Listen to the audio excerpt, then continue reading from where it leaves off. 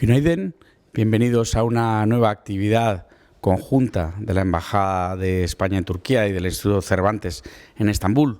Hoy tenemos dos invitadas muy especiales. Está a mi derecha Mariela Sajel, que es la embajadora de Panamá en Turquía, y a mi izquierda está Carmen Posadas, dos mujeres que tienen en común la literatura, la diplomacia y desde luego pueden ver la elegancia. Doy la palabra a Mariela. Bienvenida, embajadora. Muchas gracias, Fernando. Muchas gracias por el halago también. Carmen y yo, en realidad, además de ser contemporáneas, de ser unas muy orgullosas madres y abuelas, nos conocimos precisamente por la literatura. Y yo creo que me he leído todas sus novelas, no tanto sus cuentos. Ella tiene una etapa de novelista muy interesante, de cuentista, perdón, pero ella es la que va a hablar y ella es la que nos va a contar. Cuéntanos tus inicios, que los sé, pero quisiera que nos los contaras porque son muy divertidos. Yo creo que hablo con este, ¿no? Sí. Bueno, encantada de poder charlar contigo una vez más. Mariela y yo hemos hecho este mismo ejercicio en la Feria de Guadalajara, en Madrid. O sea que ya somos casi como un dúo. Vamos a hacer un dúo artístico. Y bueno, tú me preguntabas que cómo empezó todo, ¿no? Sí. Bueno, pues todo empieza con un trauma infantil. Porque yo era una niña muy fea en una familia de guapos. Todos eran divinos en mi casa y yo era horrible. Para que se hagan una idea cómo era de fea, empecé pesando 5 kilos, o sea, nací pesando 5 kilos y era tan gorda y tan peluda que en el nido me llamaban la madre abadesa. Aquí viene la madre abadesa. Entonces fui creciendo, no mejoré mucho y tenía estas dos hermanas rubias de ojos verdes que cantaban canciones y contaban chistes y yo canto como una rana y nadie se ha reído jamás con un chiste mío. Así que yo iba a mi cuarto y escribía un largo y lacrimógeno diario, que es el comienzo de todo. Por eso yo siempre digo que le debo mucho más a mis defectos que a mis virtudes, porque si no hubiera sido esa niña tan acomplejada y tan fea, seguramente no estaríamos charlando tú y yo ahora. Y Carmen, además de tener una carrera pero exitosísima de cuentista y de novelista, ensayista, también está al frente de instituciones o premios, por ejemplo, el Premio Planeta, muy importantes. Tiene esa virtud de aglutinar alrededor de ella a muchísimos amigos escritores y en realidad yo nunca le he escuchado hablar mal de ningún escritor. Eres amiga de todos, ¿no? Pero yo sí quisiera que me dijeras un poco, tienes 14 novelas y esas novelas han sido un éxito, especialmente la última que a mí en lo personal me toca mucho, porque es la historia de la perla La Peregrina, que fue pescada en Panamá, pero viene una ahora en octubre. Así que cuéntanos un poco. Bueno, la nueva es un poco la historia del espionaje desde los albores hasta ahora. Y claro, cuando me propuse hacer esto era tan inabarcable que digo, bueno, es imposible, o sea, demasiada información. Así que decidí que en vez de hablar de espías en general, iba a hablar de mujeres espías.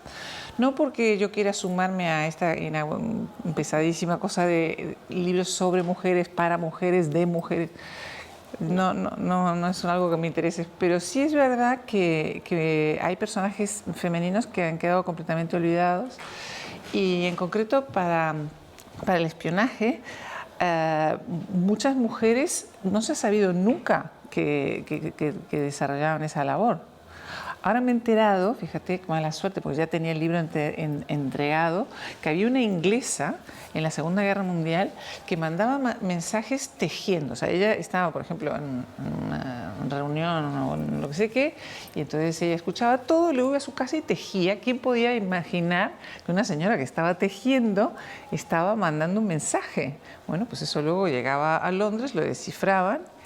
Entonces, como esa historia hay muchísimas, ¿sabes? Entonces yo quería rescatar del olvido a esas mujeres. Tus obras, además, especialmente, como digo yo, las novelas, tienen una profunda investigación, pero es más, he dicho y lo he repetido que la investigación está blindada porque llegas, como quien dice, al fondo de todos los temas para que no se te cuele ninguna cosa por entre medio. ¿Cómo lo haces? ¿Cuál es tu método de trabajo?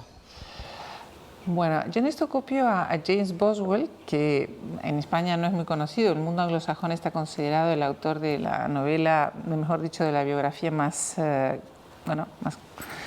mejor que se ha escrito nunca, que es la biografía de Samuel Johnson. Entonces él decía que cuando uno va a escribir sobre personajes históricos hay que prestar tanta atención a la pequeña historia como a la historia con mayúscula. Y entonces hay que saber qué comía la gente, cómo hablaba, cómo se vestía. Y entonces, y decía, por ejemplo, que si uno va a hablar de Julio César, es muy importante decir que era calvo. Por eso le gustaba tanto la corona de laureles y conquistó el mundo. O sea que tú desde lo anecdótico, de lo más circunstancial, puedes retratar muy bien una época. Eso por un lado. Y después yo tengo una escuela de escritura por internet y siempre le digo a mis alumnos que si quieren escribir una novela histórica tienen que leer muchísimo, pero no solamente historia, sino, yo qué sé, geografía, por supuesto, psicología, gastronomía, leer, aprender y luego desaprender. ¿Qué quiere decir eso? Quiere decir que si tú no desaprendes, corres peligro de aburrir al lector con una cantidad de datos, de fechas y de cosas que no sé si a ti te ha pasado estar leyendo un libro que te da la sensación que el autor te dice, te vas a enterar lo mucho que sé, y te tumba a base de una cantidad de datos que no apartan nada a la historia, pero que claro, como se las ha trabajado y ha estado tanto tiempo investigando sobre eso, cree que lo tiene que meter. Hay que aprender y luego desaprender. Entonces tú trabajas diariamente, prácticamente, cuando estás en el proceso creativo. Ahora mismo te estás tomando unas vacaciones aquí, ¿no? Ahora es rarísimo porque no me he traído el ordenador y entonces estoy un poco en shock, porque yo siempre tengo que estar escribiendo. Me he dado estos días libres para conocer esta maravillosa ciudad, que no todo el mundo, no siempre se puede venir a Estambul. Y entonces escribes, tienes un guión, porque una vez creo que en una feria de Guadalajara lo vimos, que si uno es un escritor de metas o de trazos, ¿no? Ahora, ¿qué tipo de escritora eres? Hay como dos tipos de escritores. Javier María los llamaba los escritores con mapa y los escritores con brújula. Bueno, yo los llamo los escritores cojos y los escritores ciegos, pero es exactamente lo mismo.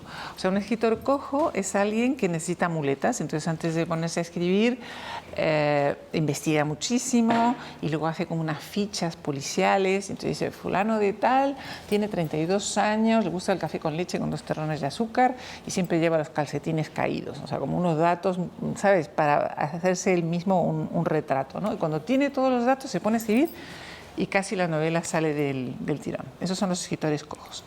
Los escritores ciegos, que soy yo, no tienen la más remota idea de nada de lo que va a pasar. Entonces yo a lo mejor empiezo con una frase o empiezo con una imagen, me siento delante de este ordenador y bueno, Carmencita, a ver, ¿qué vas a hacer? Y curiosamente empiezan a pasar cosas, ¿sabes? Entonces aparece un personaje y dice algo y entonces tú lo dotas de 2 o 3 rasgos y entonces ya tiene una cierta corporeidad y luego vas escuchando y se va escribiendo sola. Esto parece magia, pero es así, la literatura es un poco mágica. Y en el caso de La Peregrina, ese video que ojalá lo puedan ver, ella hizo un video donde está la perla, esta que fue pescada en el archipiélago de las Perlas en Panamá, en todos los retratos que salen de la realeza española y que están en el Museo del Prado. ¿Te fuiste a ver todos esos cuadros? Bueno, yo cuando se me ocurrió escribir sobre La Peregrina, no me daba cuenta que esta perla me llevaba guiñando el ojo mucho tiempo, porque tú vas al Museo del Prado y de repente está en el pecho de María Luisa de Orleans, pero un poco antes estaba en el de Felipe III y después está un poco más adelante en la madre de Felipe IV. O sea que pasan los siglos y esa perla va cambiando de mano, ¿no? Entonces dije, bueno, a ver si tiene, ¿sabes?, si puede contar una historia. Y entonces me di cuenta que tenía una andadura tan larga como que salía de pesca, mejor dicho, de la isla de las Perlas. Se la regalan enseguida al hombre más poderoso del mundo en ese momento, que es Felipe II, y siempre está en el centro del poder. O sea, mientras los Austrias era la dinastía más importante, lo tienen los Austrias, caen los Austrias, llegan los Borbones, lo tienen los Borbones. Caen los Borbones, llega a manos de José Bonaparte, o sea que está en la familia Bonaparte, de ahí se va ¿cómo se llama? A la corte de la reina Victoria, y de ahí salta a ese otro imperio mítico que es Hollywood, y acaba en el escote de Elizabeth Taylor. Y entonces yo digo, qué barbaridad esta perla, qué cantidad de cosas tiene que haber visto, ¿no? La barriga del perrito. Ah, sí, porque es un perrito que se lo tragó, sí. Es verdad. Y entonces, bueno, el reto era contar los distintos propietarios de la perla y al mismo tiempo retratar cómo era ese momento histórico. Pero no con todas las cosas obvias. O sea, si yo iba a hablar de Felipe II, no quería mencionar, yo qué sé, una vez más la batalla de Lepanto y una vez más la construcción del Escorial, sino que el lector tuviera la sensación de que estaba mirando por el ojo de la cerradura a Felipe II en pantuflas, ¿no? Y entonces lo que hacía era elegir para cada cuento, porque al fin y al cabo es como una historia cerrada, ¿no? Felipe II, luego Felipe III, todas las personas que han poseído la perla. Entonces elegir un personaje que de alguna manera simbolizara cómo era esa época. Entonces empiezo a investigar sobre Felipe II. Debo decir que cuando investigaba sobre Felipe II no sabía nada de Felipe III, solo lo que había aprendido en el colegio, pero claro, tenía que ir un poco así por pasos, porque si no me volvía loca. Entonces empiezo a investigar sobre Felipe II y me doy cuenta de que el hombre más poderoso de la Tierra se quedó 4 veces viudo. A ver, espera que si me equivoco, 1, 2, 3, sí, 4 veces viudo. Y se habían muerto un montón de hijos. Entonces yo dije, qué barbaridad, fíjate, si este señor con ese poder se le moría a todo el mundo, ¿cómo sería la sanidad en ese momento, ¿no? Entonces dije, voy a contar esta historia desde el punto de vista de alguien de ese gremio. Primero pensé en un médico, pero bueno, eso está muy visto. Luego seguí imaginando y al final pensé, voy a ser un vendedor de sanguijuelas. Porque en aquella época todo lo arreglaban con sanguijuelas. Te dolía una muela y te plantaban una sanguijuela y tenías reuma y tenías unas fiebres. Y entonces, bueno, el vendedor de sanguijuelas tenía además la virtud de que podía colarse por todos lados. Podía estar en la taberna con, yo qué sé, con gente del pueblo, pero después se colaba también en las habitaciones de Felipe II. Y con cada personaje, o sea, cada uno de los dueños elegía a alguien que contara la historia. Bueno, y con todas estas 14 novelas y la 15ª que viene, cuéntame, hay planes para hacer una serie, ¿no? De Invitación al Asesinato. Ah, bueno, sí, ahora tengo como 3 libros que lo están llevando al cine. Entonces, por un lado es una novela, es un thriller que se llama Juego de Niños, eso lo está haciendo una productora española. Ahora Netflix está rodando Invitación al Asesinato, que es una especie de homenaje que yo quería hacer a Agatha Christie. Y después La hija de Cayetana, que es la historia de la duquesa de Alba, que tenía una hija negra. Eso están haciendo una película Universal Pictures. Ay, buenísimo. Pero una película, ¿no? Sí, es película, es película. ¿Y la serie de cuántos capítulos no sabes todavía? Y la serie, no sé, pues no está empezando a rodar, no sé. Sí. Bueno, también Carmen es una persona muy involucrada en causas filantrópicas, ¿no? Y digamos, de alguna manera de apoyo a la pobreza y apoyo a los grandes problemas que tiene la humanidad. Y esa es una etapa que me interesa mucho que nos cuentes. Bueno, tengo la suerte de ser consejera de Acción contra el Hambre y entonces he hecho muchos viajes con ellos, que es una manera de conocer realidades que de otro modo no tendría acceso. Entonces he estado, por ejemplo, en la Franja de Gaza, que eso me impresionó muchísimo porque es muy difícil entrar en la Franja de Gaza. Y para que te hagas una idea, antes de entrar, primero te ponen en bolas directamente, una especie de aparato que te deja desnuda. Los soldados te ven desnuda, yo estaba así, nada más con toda la ropa puesta, pero en fin. Y entonces tienes que caminar una especie de yo qué sé, como un sendero, una especie de caminito que tenía casi como 500 metros o más, no sé, 1 kilómetro. Y entonces te dicen, aquí están los judíos, allí están los palestinos, no se te ocurra hacer ningún movimiento extraño, Si te pica una abeja, no, o sea, que ni resobles, porque si no disparan unos, disparan los otros. Entonces tú vas con un chaleco antibalas por este caminito, llegas al otro lado. Y entonces ahí empiezas a ver cómo vive la gente en la Franja de Gaza, que es aterrador directamente. Yo tenía una chica que trabajaba en Acción contra el Hambre y me contaba que su hijo de 4 años puede distinguir perfectamente qué tipo de avión pasa por encima, si es un caza, si es un bombardero, porque de vez en cuando vienen los bombarderos. Tienen el agua contaminada. Viven en circunstancias absolutamente penosas, pero dentro de eso, fíjate qué curioso, hay como unos túneles que unen la Franja de Gaza con Egipto, y a través de ahí es donde les llega a ellos, supuestamente de forma clandestina, pero bueno, consiguen cosas más increíbles, televisiones, todo carísimo, pero bueno, lo consiguen. Entonces le digo, ¿y qué es lo más raro que han pasado por estos túneles? Me dice, un elefante. Digo, ¿cómo? Dije, no, ¿cómo que un elefante?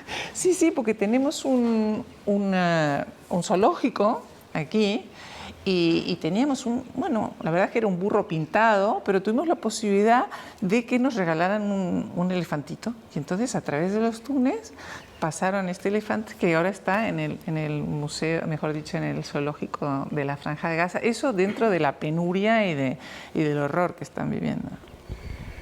Bueno, nosotros tenemos poco tiempo y muchas cosas que contar. Carmen también es la portavoz o presidenta del Premio Planeta. El Premio Planeta ella lo ganó en 1998 con Pequeñas Infamias, que justo ese libro fue traducido al turco, pero está fuera de catálogo. Sí. ¿Cómo es ese proceso de leerte todos los que se presentan al Premio Planeta? No, por suerte no. Por suerte hay un comité de selección, porque si no, no hay otra cosa. El año pasado se presentaron 600 originales, que además vienen de todas partes del mundo, no solamente de España, de Latinoamérica, sino de Australia, de Estados Unidos, muchos, bueno, de todas partes. Entonces hay un comité de selección, a nosotros nos llegan 5, y de ahí entre esos elegimos. Bueno, si no sería imposible. Y eso te quita mucho tiempo, ¿no? Me imagino. Bueno, eso sí, a mí me gusta que me los manden con bastante tiempo. Muchas veces te lo mandan con muy poco tiempo, pero yo intento leerlos de cabo a rabo, porque como he sido cocinero antes que fraile y sé muy bien cómo es empezar y que alguien te lea y todo lo demás, no quiero que nadie pierda la oportunidad, ¿sabes? Que de repente llega un manuscrito buenísimo y porque yo me lo he leído rápido o porque me he saltado 3 capítulos se puede perder algo interesante. Carmen tiene además 3 libros que ha hecho en conjunto, 4. Uno con su hermano, que es muy divertido, que es Caviar, Mañana Sardinas. Le han hecho la reedición ahora, ¿no? Sí. Y tiene uno con Marta Robles. Exacto, que se llama Usted Primero, que es así como un libro de, las buenas costumbres, que son horribles, pero en fin, buenas maneras, pero hecho de forma divertida. También con tu hija hiciste uno, ¿no? También con mi hija hice uno que se llamaba La hernia de Viriato, porque mi hija estaba estudiando medicina en ese momento y entonces el ABC nos propuso que por qué no hacíamos una columna de salud. Entonces a mí se me ocurrió hacer el diario de un hipocondríaco. Entonces yo era un hipocondríaco que escribía al doctor, tengo una mancha, será un cáncer, en fin, todas esas cosas.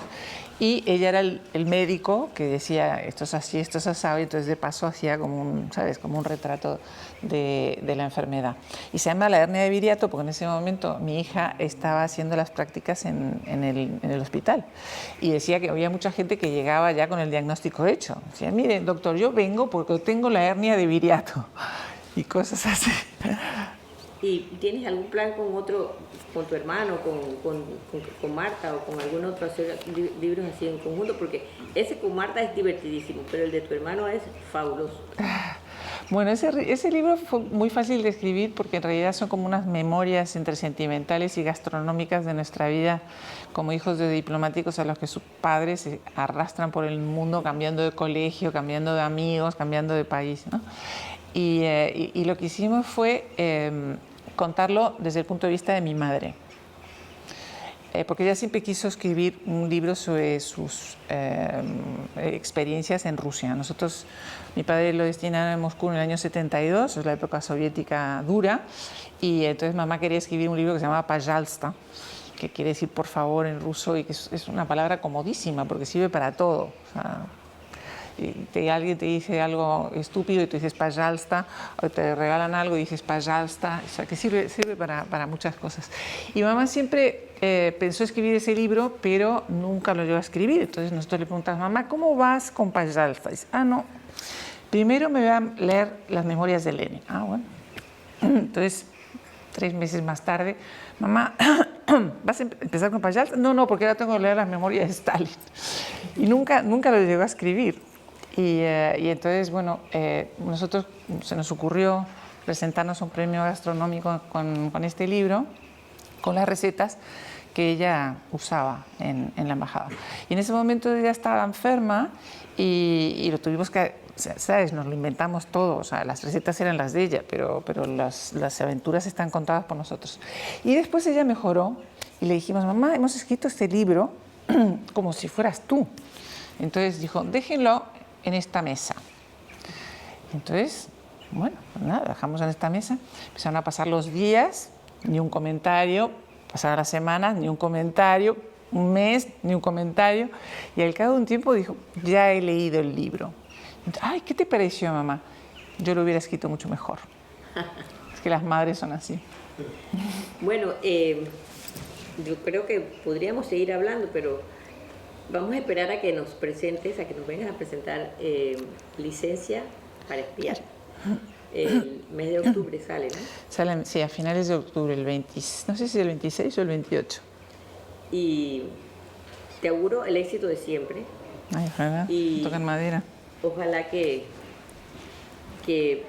puedas venir por acá siempre con la... Ya me ha dicho Fernanda que me va a traer, así que estoy muy contenta. Sí, siempre con la hospitalidad no solo del Instituto Cervantes, sino del embajador de España, que está tan comprometido con la cultura. Sí, que también le agradecemos mucho, embajador. Aquí te vamos a esperar y vamos a tratar de conseguir que te traduzcan los libros tuyos al turco, que van a ser muy bien recibidos seguramente. Ay, ojalá. Muchas gracias, Carmen. Muchas gracias a ti. Gracias.